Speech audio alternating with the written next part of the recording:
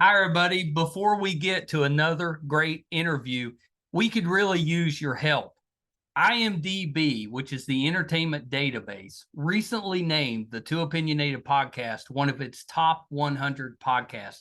This is a monumental feat for this program. You know, we're a father and son team out of a small town in West Virginia, have been doing this for about 5 years. There's 15 million podcasts out there. About 40,000 of those get to the point that they're listed on IMDb. Out of those 40,000 out of the 15 million, we are ranked number 82. Something that we're just immensely proud of. We're so thankful for our listeners, our watchers, our fans. Thank you so, so much. If you would like to help us out, and we're asking for it, please. It's easy. It's really easy. It's free. If you go to IMDb, that's imdb.com, look up Two Opinionated Podcast, and just take a look at the page. That's all you have to do. I mean, you're welcome to look at the cast, look at the episodes so you can kind of see who's been on the program. Do whatever you want. But even just bringing up the page, imdb.com, Two Opinionated Podcast, bring up the page, look at it. That helps us so much. So please, if you can do anything, we would really appreciate that. Our YouTube channel is MeisterCon Pod. Love to have your subscription there. It's also free. And you can also check out our website, meistercon.com, where you'll find almost 700 episodes, audio and video, available on there. There's also a terrific blog from Brett, and it'll let you know anything that we have going on in studio, if we're covering a convention, if we're going on location, anything that we have going on will be on the website, meistercon.com. Thank you guys so, so much. We appreciate you so much. I can't express enough how appreciative we are of all of you. We never expected to do as well as we have, and that's all because of you. Thank you so much. Enjoy that interview. Bye, everybody. Hi, everybody. Welcome to another edition of Two Opinionated. I'm so excited today. I've got author John Maly with me. So welcome, John. Thanks for having me. So glad I asked if it was Maly or Mally. You know, I normally don't correct people. I've had bosses for like 5 years and I never corrected them because, as it turns out, like the actual Czech way of saying my name is totally different than either way. So I just like. Isn't that always the case? Like when you hear somebody's name in the native tongue, whatever it is, it always sounds so much better. It does, you know, and I think it just gets Ellis Islandized, and yes. we Americanize it, you know. Yeah. To its detriment, usually. Well, John, welcome to the show. Been reading the book. It's pretty good. Thanks. Pretty darn good. Is this your first sci-fi novel? Yeah, this is the first sci-fi novel. Before this, I've only written some short stories. So I've had a lot of projects kind of on the back burner, but this is the first one that made it to the finish line. Yeah, it's pretty exciting. I mean, you got to start out with the short stories, but at some point you want the full novel experience. Yeah, and this one is kind of overly ambitious, you know, because the situation is I had taken a sci-fi short, or I'd taken a short story class and written a sci-fi story, and it was like my first real serious try at writing, and it ended up like a finalist in a nationwide competition. And amazing. Then I immediately took it. I'm like, all right, this is going to be like my application piece to get into like an MFA or like a writing certificate program. And I got into one, and I'm like thinking, you know, I've got all these different ideas for a book, but I'm going to pick the hardest, most complicated one because I've got all this professional assistance of all these professors who are forced. That's right. You might as well take advantage. Yeah. So this was the most ambitious of the projects that were on the workbench, and this is the one that made it to the finish line. I've heard worse reasons for a book to get made. You're talking about taking a class. I took a writing class when I was in college, and this is 30 some years ago. But I always laugh because we had this we had this teacher, and she was kind of eccentric, and as a lot of teachers are, and she had assigned us this book, or this, it was a short story. It was either a science fiction or a fantasy short story, and I didn't read it for whatever reason, just didn't read it. Well, of course she called on me. So I came up with this, just spur of the moment. I said, well, it made me think that maybe he's in a coma and all of this is just in his head. That's what I said. It just picked it up. Well, I was expecting her just to hammer me because obviously I had not read the story. And instead, she says, oh, coma theory. I like that. I like that. And so then, like she just bid on it. And then she's like, what about the rest of the class? What do you think about this coma theory? And then she, for the rest of the semester, anytime somebody gets stuck, she's like, well, maybe it's one of those coma theory situations with that. That's gold, man, because it's like it's like this whole branch of a brand new story before it even starts. So no matter what, you've got the professor just like reeling of like, what are the implications of this? I went back later and read it. I'm like, oh, let's see if it.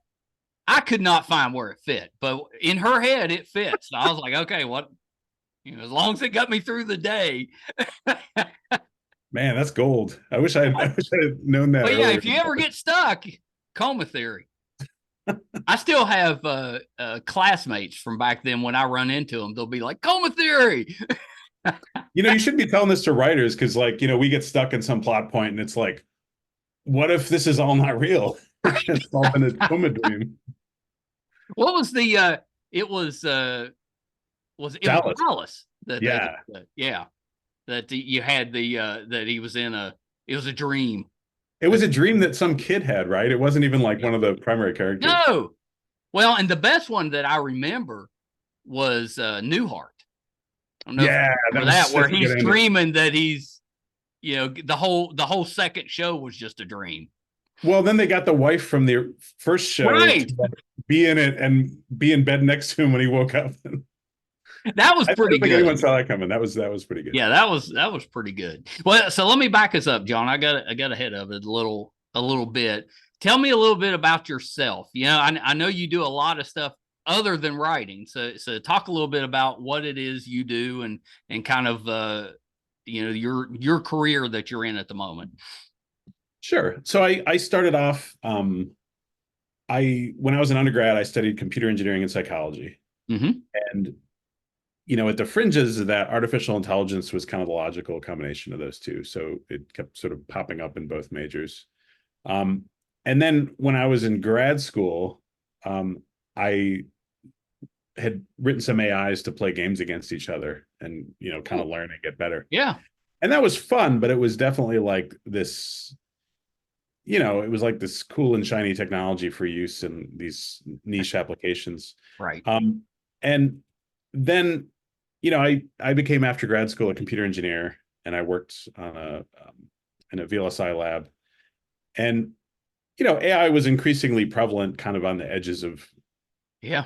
It's kind of exploded the last couple of years. It has. And, nowadays, it's like I work in the field of patents. So like in intellectual property, you're always having to read, like, what are the latest, greatest inventions and how valuable are they and who's using them and all that. And AI, it's like every year, like the number of AI patents I'm looking at like doubles.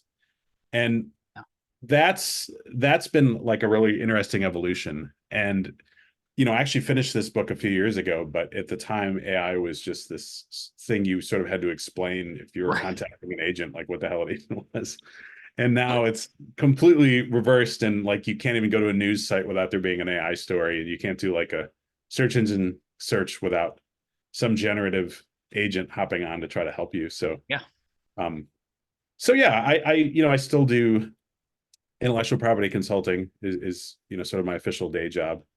And this has kind of been, this pastime, but it's really fascinating how they've just been kind of merging together like two speeding trucks with, no yield sign. No, it's been coming quick. I mean, when we talked about AI for decades, really, but it's just been the last couple of years where, and it's probably because of all the implications we're seeing with Hollywood acting, all of that stuff, and it was a big part of the strike or the strikes that we had, so it kind of brought that into the forefront. But now, I mean, we're seeing it everywhere. I mean, Google's got an AI application now that they're using, and it's anybody can use it to.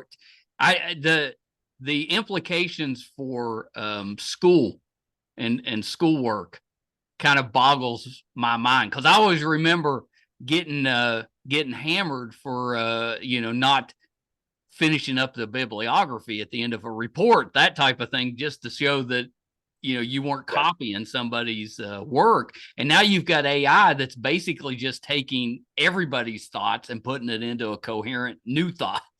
Yeah, and it's funny. I think what we're seeing in the schools is sort of a microcosm. Like it's like this little miniature version of this arms race that we're going to see everywhere for AI. Which same with like the use of deep fakes in politics and scams and stuff is like you have an AI that generates these things, but then you've also got an AI that is what detects them and tells you to be worried about it. Right. And either way, I mean, AIs they're not like procedural software code where you're like, do step A, then do step B, then do step C.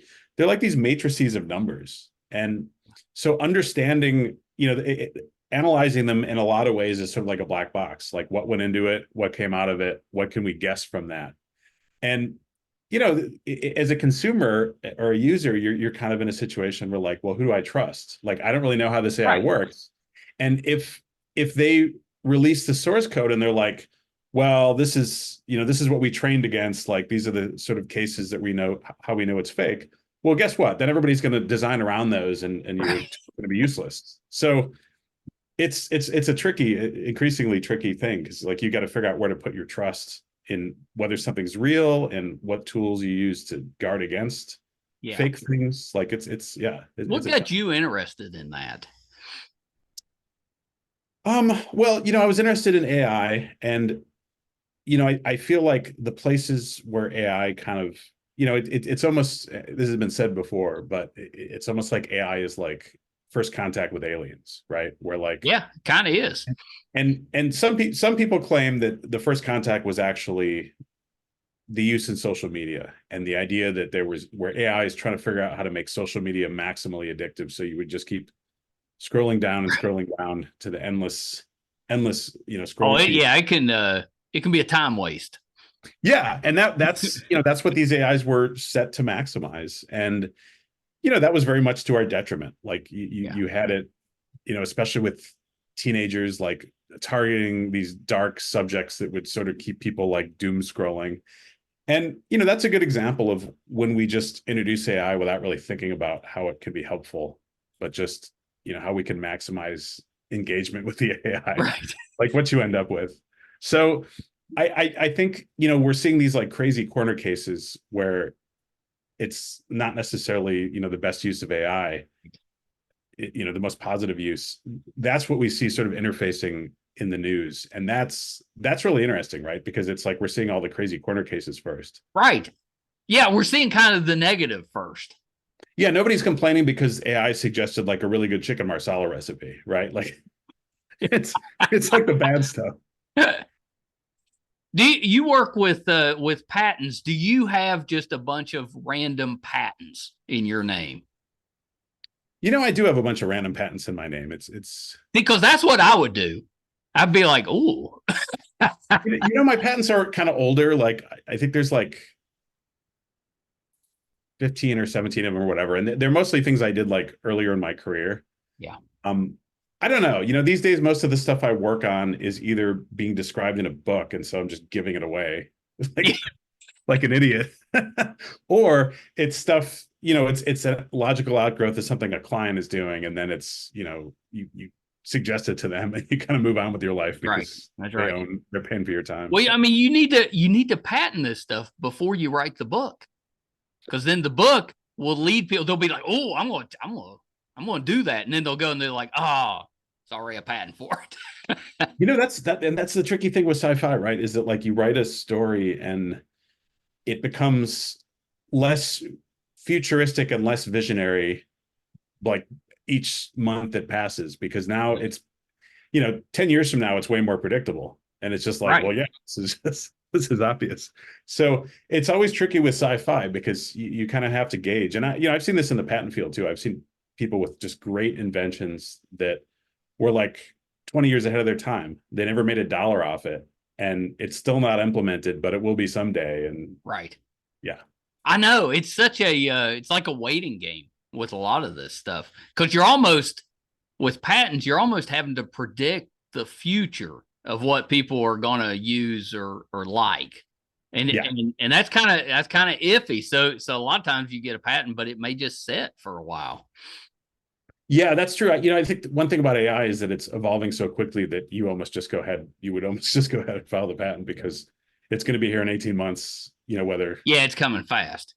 Yeah. These companies are throwing so much money at it. Like if you look at the generative AIs, the ones that you can chat with, you look at the number of dollars thrown at each one of these projects, and each new version, I mean, it's like, first they spend $1 million, then they spend 10 million, then they spend 100 million. And it's crazy. It's like Moore's law, but instead of talking about how many transistors are on a chip, you're talking about how many servers you can fit into a cloud system that all work together. I know it's a little bit of an arms race, really. It's It just is. Yeah, AI. it's a hardware arms race too. And you run into problems like, how do we power all these? How do we keep the facility from overheating? Right. It's yeah. Yeah, you I don't feel think like, about that, but when you have all these computers and stuff, you better think about overheating, because that's what'll happen. well, and right. So like the easy thing that doesn't require as much design work is let's just keep adding servers until the thing starts to bog down. And so they did that. And now they're at a situation where it's like, okay, now we got to start working a little smarter, because adding servers isn't practical, or the topology of, connectedness breaks down, or any number of things, is disadvantageous about that. So I think now they're rapidly looking for optimizations and how we can make this better and more efficient and more, less power use, that sort of thing. I know the with the strikes we had in the entertainment business, part of that was around the image and likeness use, which AI is involved in.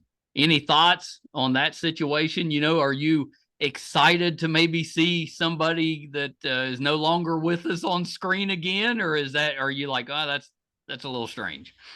It's been interesting because there's different countries like in India, and you wouldn't expect India to be sort of at the forefront of, Right. Yeah. especially something regulatory, but they, because India's like, India's still buying Russian oil, and everyone's so used to India being like that no one's like, come on, India. Yeah. Like Straighten they're up. just like, well, it's India, so we just give them a pass. And they had this thing where they were selling, it was like kind of like 7-Eleven franchises. So there were these local stores, and they were allowed to use this AI to generate a likeness of this famous actor, like promoting their store on, such and such street, such and such town. Yeah. And, instantly people started abusing it. And, their legal system kicked in, and they've got this kind of system of rights to sort of do takedowns. I don't know how effective it is, but they've definitely planned ahead. But yeah, it's interesting. I mean, to see, and I think we're kind of seeing the fringes of it in the US, right? Because we'll see like That's right. dead musicians or actors, and they'll suddenly Right. be appearing with their kid or something, and it's okay because the family approved, but it's, at some point we're going to cross that line. Yeah, it's strange. It's strange. And at some point they're going to try to put John Wayne or somebody in a movie, and it'll probably be more of a cameo type appearance and stuff, but that's what'll get it started. So I'm kind of interested to see how that progresses, because you're going to run into families of people that have passed that are going to take the money. Yeah. Well, and that's another thing too, right? Is like, what are the rights of like deceased people to That's right. not being portrayed in some like ridiculous way? Right. So that's a question we haven't, like in the US, we haven't really had to grapple with too seriously. There's other places like, in Europe, they have these things called courtesy rights. And so if you're an artist and you create like a mural on a wall, someone can't just buy that building and paint over it. They need to like, Oh, really? Not yeah, they need to, you can't just take someone's painting and like destroy it. You're supposed to kind of like, work with them and give them a chance to get it back or whatever. So I feel like the US is sort of behind in that sense. I mean, there's other senses where we could maybe lead, like, we've got antitrust law that says you can't have a monopoly in some particular company or some sector. And that I think is going to be important, because if you've got just a few companies that can afford to spend like $1 billion running AI, then if you end up in a situation where the AIs that are capable of generating deep fakes, like, political propaganda and other stuff, are also the ones providing the tool that tells you whether it's a deep fake, that's right. then that's a pretty serious, that's an issue problem. Yeah. that's there's no laws anywhere about that. And I think there are things that we're going to have to kind of get into. We're going to have to get a hold of it, because it's just going to keep getting bigger, as the technology advances. So, the earlier we get some systems in place, probably the better. Yeah. That's one of the things, the thing with AI is it's almost like the Industrial Revolution, right? It's going to change. Most aspects of society are going to be touched in some way, whether you're excited about that or not. And, some of them are going to be these wondrous, amazing things, and some of them are going to be like terrible things. And, the sooner we start thinking about that, like I said before, like we got to start thinking about AI before it starts thinking about us, because it's going to be a lot smarter than we are. Well, that's the fear everybody has, right? Is the Terminator fear, that at some point the technology takes over. You kind of go from there. I mean, any concerns that at some point, years down the road, that's an issue? Well, so this is like an interesting question, right? And I don't know if I'm abnormally optimistic or abnormally pessimistic. I'll let the listeners decide. But like, my thought is that we've got all this data, right? We've got all the social media data that people have been voluntarily posting for like, 10 years, on Facebook, and 15 years on Facebook, and, less long on other networks. But there's all this data. We've got, things we've searched for. And, we had companies like, for a while, Google was not so much anymore, but for a while, Google was like trying to keep people's privacy. And so it would specifically kind of divorce the data from an individual, and it would just sort of track these sessions. But, the fact is, this data is all on servers somewhere. And let's imagine an AI 100 times more powerful than what we have today, which is like 2 years off. Like it's not far.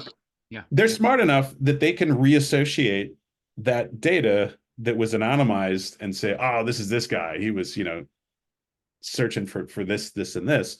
And we're going to end up in a situation where I think this is going to be like the first place it becomes really aggressive, is like where AI can kind of build a model of you, right? Ooh, and it can decide, I know this guy, I've listened to all, like, all his podcasts. I've got all this, I know his voice really well. I can manipulate him because I know his sense of humor. I know what things make him happy, what things make him sad. And I almost feel like it's going to be much easier for these machines to manipulate us however they want using detailed models of us than building robots and arming them and sending them after us. It might make it might make my job easier if they could just have a AI version of me. And I'm sure the interviews will go much smoother without, me fumbling around to do it. I don't know. I feel like there'd be something that would be lost. It's like with the writer's strike, right? I think that right now there's not much to fear from AI, because when it writes scripts, they're pretty crappy. Right. But, a few years from now, it is definitely going to be an issue. So it's sort of prescient of them to be concerned about this. I don't know if, striking is necessarily, because ultimately what you need to do, right, is differentiate yourself. So you need to stay ahead of the curve. And the way you do that is not just by being like, AI sucks and I want no part of it. Because guess what? Like, no matter what we do in the US, like some other country is going to come up with it's AI. coming. Yeah. So we either use it or we're behind. Right. We leverage it and we become like really skilled with it and we use it to as a force multiplier for our own work, or we get left behind. Yeah. Yeah. So, okay. So let's talk about the book, because all this kind of ties in a little bit with it. So it's Juris Ex Machina. Am I getting that right? Yep. All right. That's So when does it come out? What's the book about? So it comes out on June 5th, so really soon. Yeah. Yeah. It's Coming fast. Yeah, it is. It's a speculative legal thriller. So we have this future where technology and the justice system are just like totally intertwined.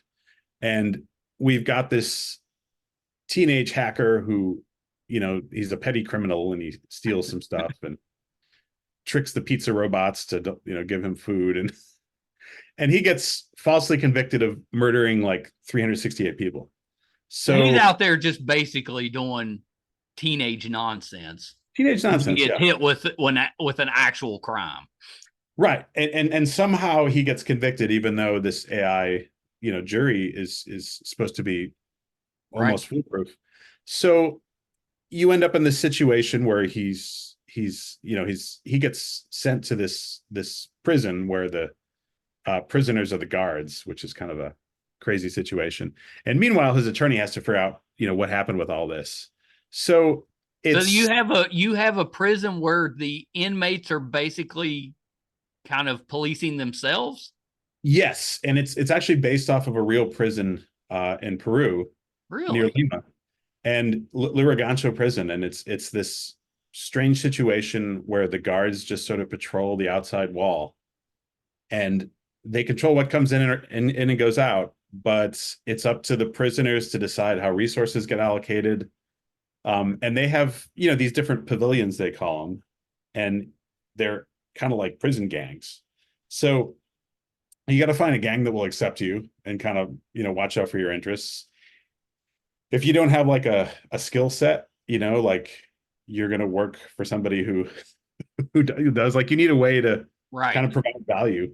And so, I'd read a lot about this prison and done a lot of research, and that was kind of the basis for the prison in the story. And yeah, I mean, and it's not just, pure kind of sci-fi or pure cyberpunk. Like it kind of takes a look less, primarily at all the different systems of justice, especially all the really weird systems of justice that humans have used.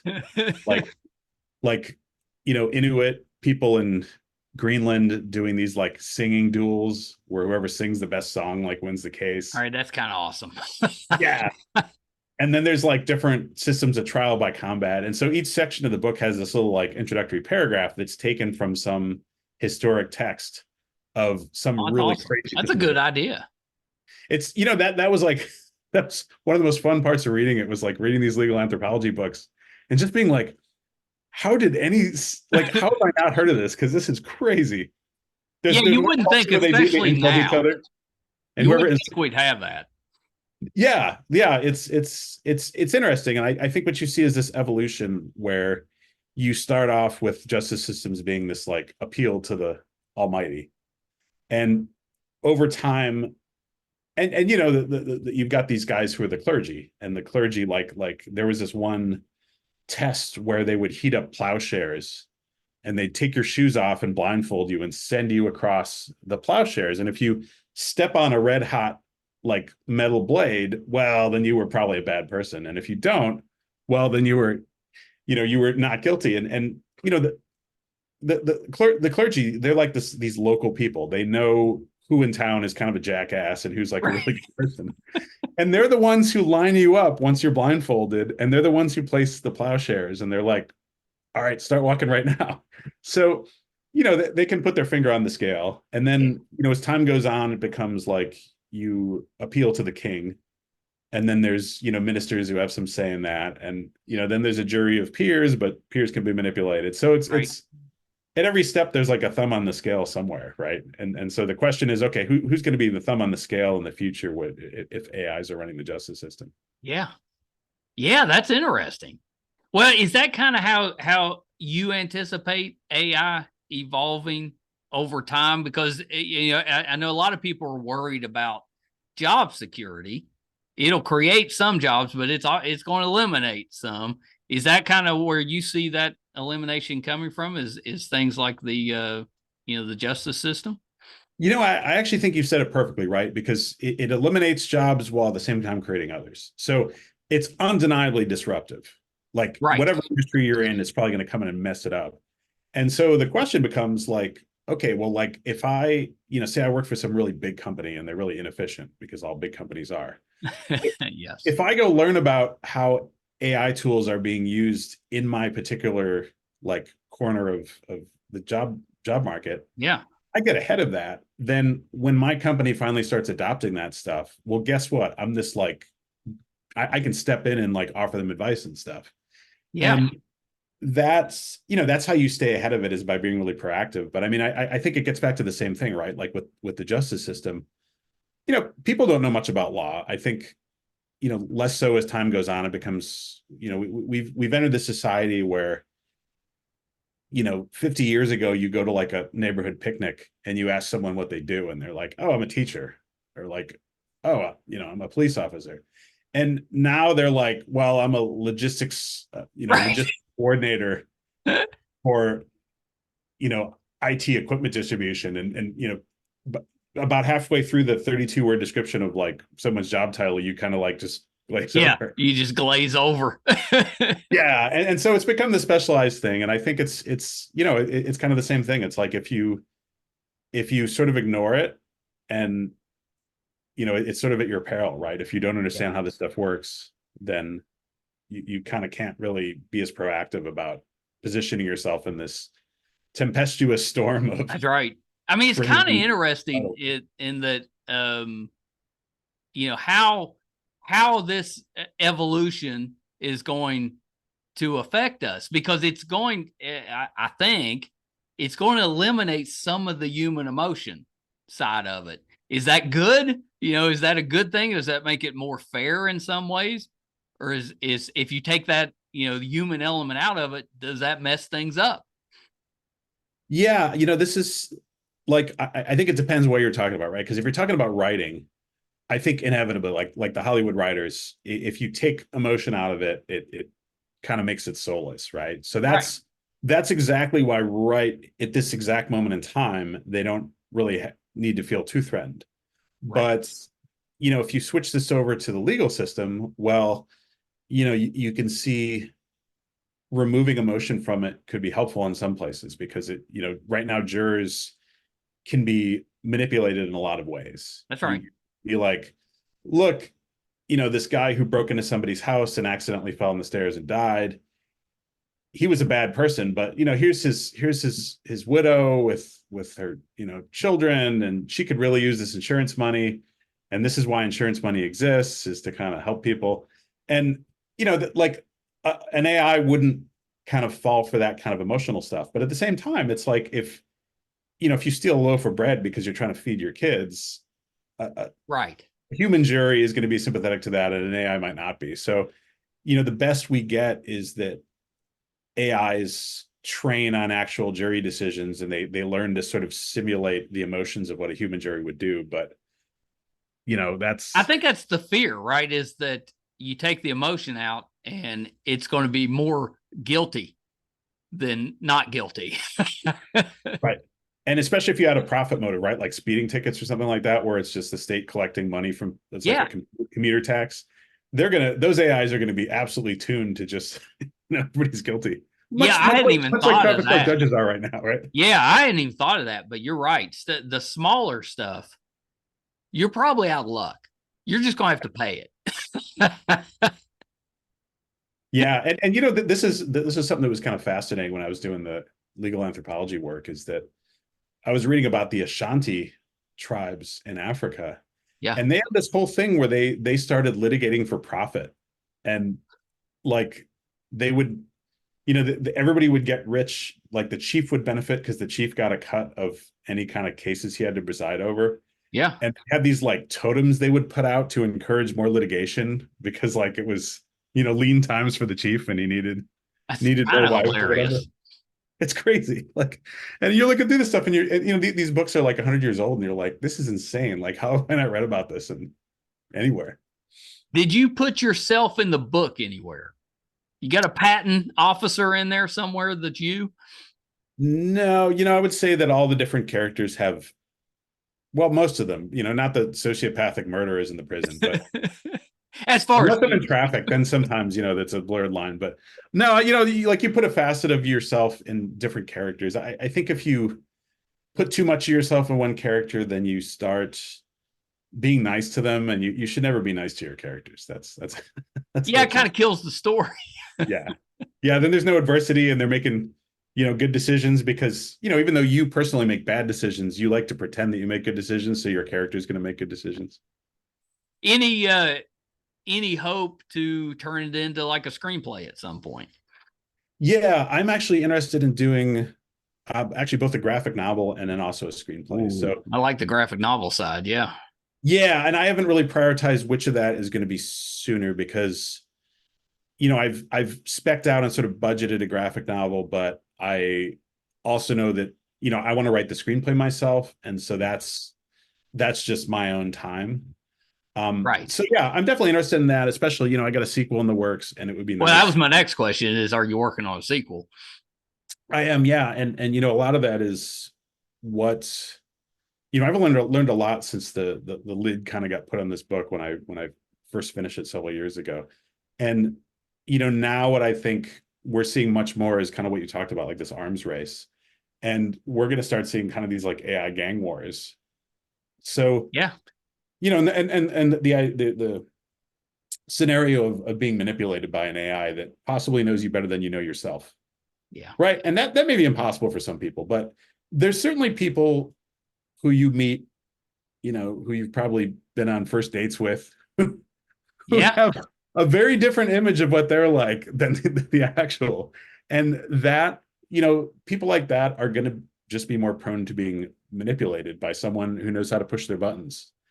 And, if that's an AI, it could be pretty disastrous. So that's another thing I want to get at, is the idea of building this behavioral model for a human and then telling them exactly, knowing exactly what kinds of arguments they're sort of more prone to. And you see this in like, really big litigation cases, right? They'll study judges, they'll study the jury. Mm-hmm. Like, what if every time you log on, some AI that's trying to sell you something is like doing that same thing? It's kind of scary. I mean, the whole thing, when you look at it from the side of someone using AI negatively, that's what scares all of us. We're already getting hit with phone calls and scams and all of this stuff. It's only going to get worse if you've got, computer generated ways to do it. Oh yeah. And we've already seen some crimes where, they do deep fake voice where they'll have, the CEO for some company who's, camping in a tent somewhere on a mountainside. Yeah. They'll call in as that guy and they'll get him to approve some sort of a wire transfer to some, new vendor.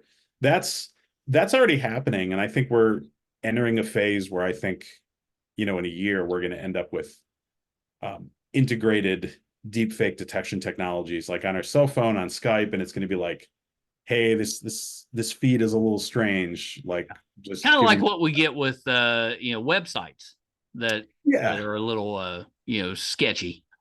That's right. Yep. And so I think we're going to start getting stuff like that to shield against that. But yeah, it's really going to be the situation. And you see it, you see it a lot more in developing countries.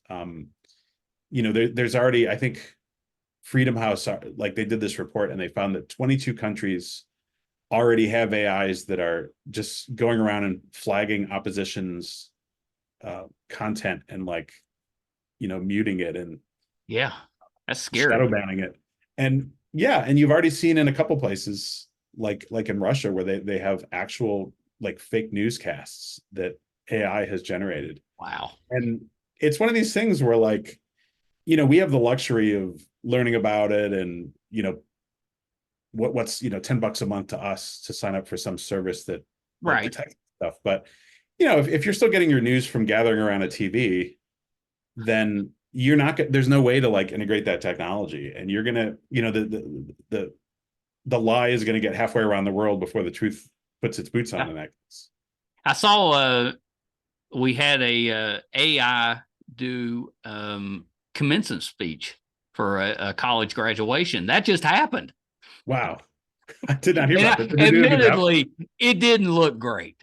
It didn't look great, but that was just the start.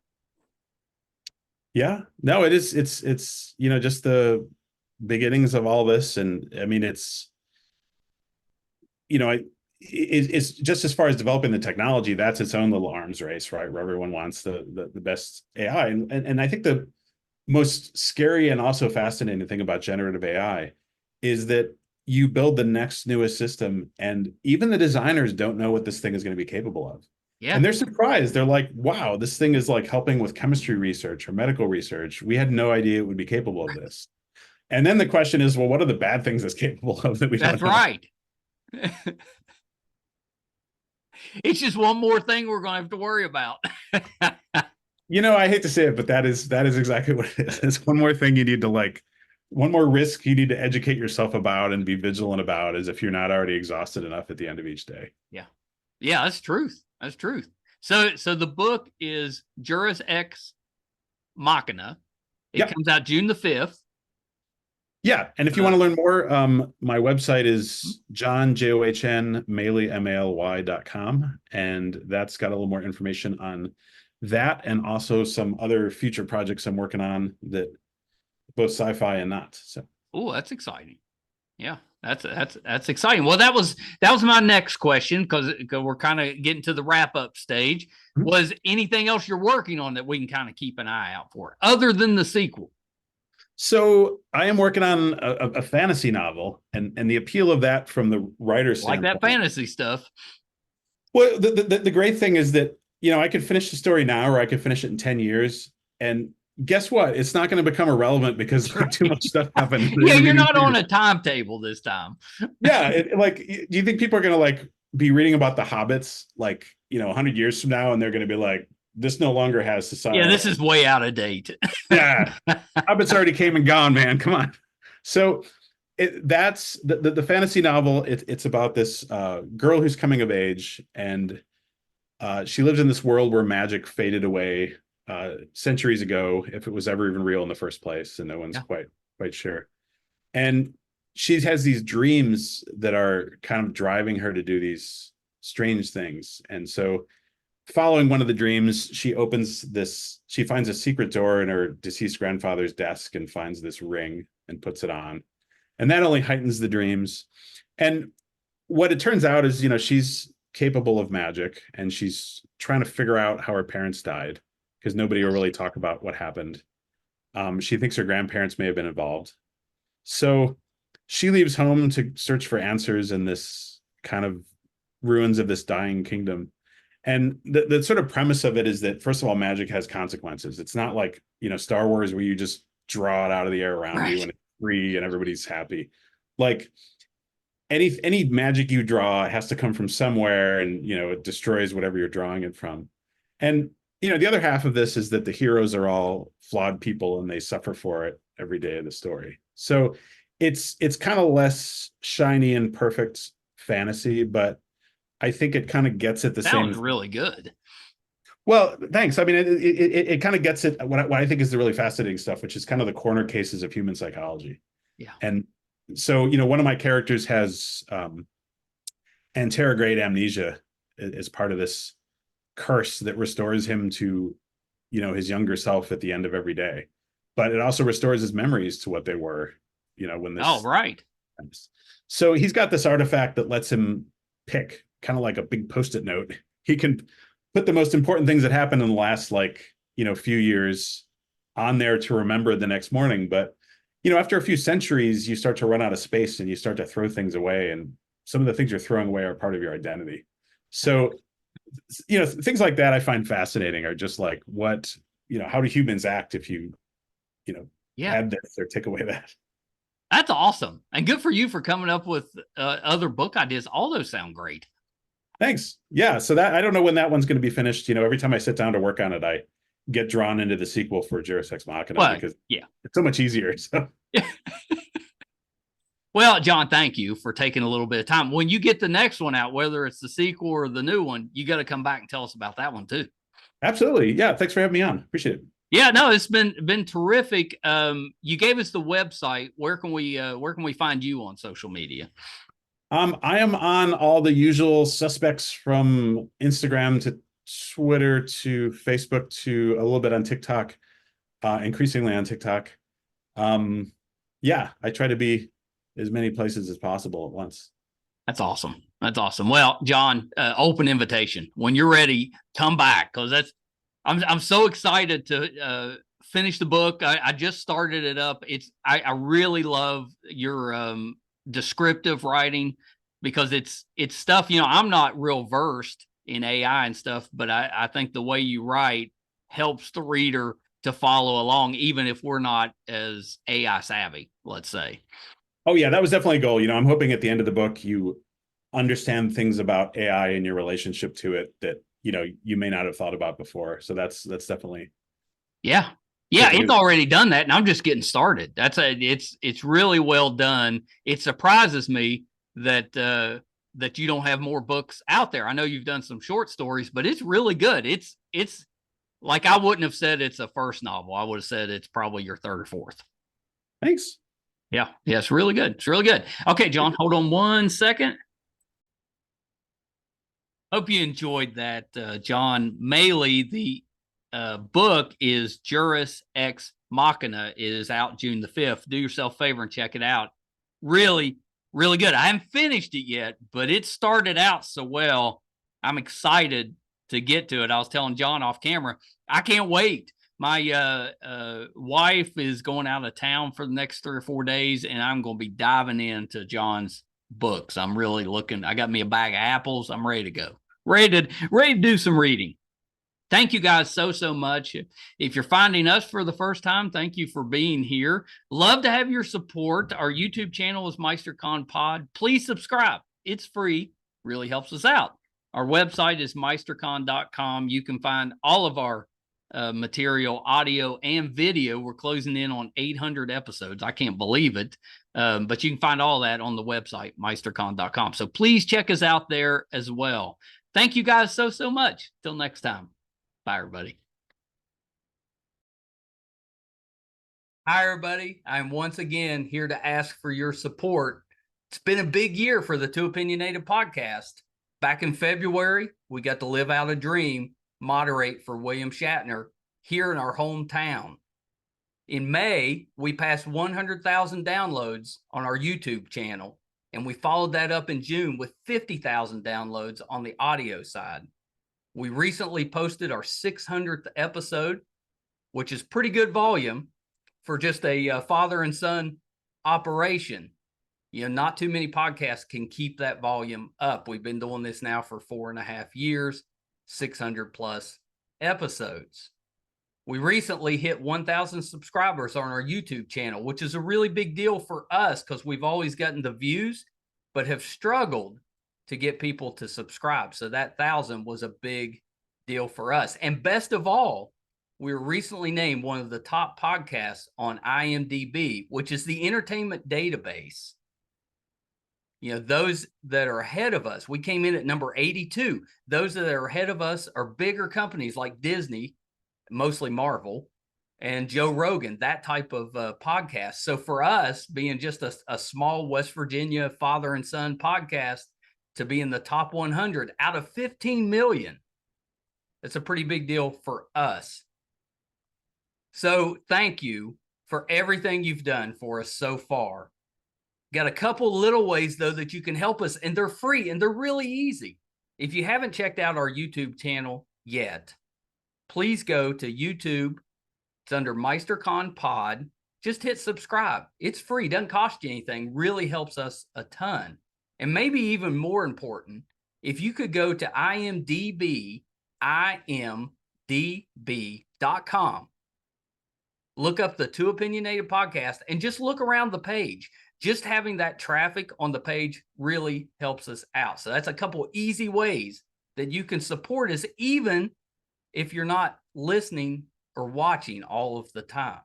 And we want you to listen and watch, because I think that our guest list, I would put up against anybody, any other show, podcast, anybody out there. I think our guest list holds up. So please check us out. You probably will find somebody that you like, or maybe somebody that you didn't know you liked, but kind of discovered them on there. There's tons of that. If you're into music, we have that too. If you like books, we've got authors on there. If you're more into what goes on behind the scenes in the entertainment world, we've got producers, directors, video artists, anything you can think of that happens behind the scenes, we've had them on the show. So definitely check us out. Thank you guys so much. Until next time. Bye, everybody.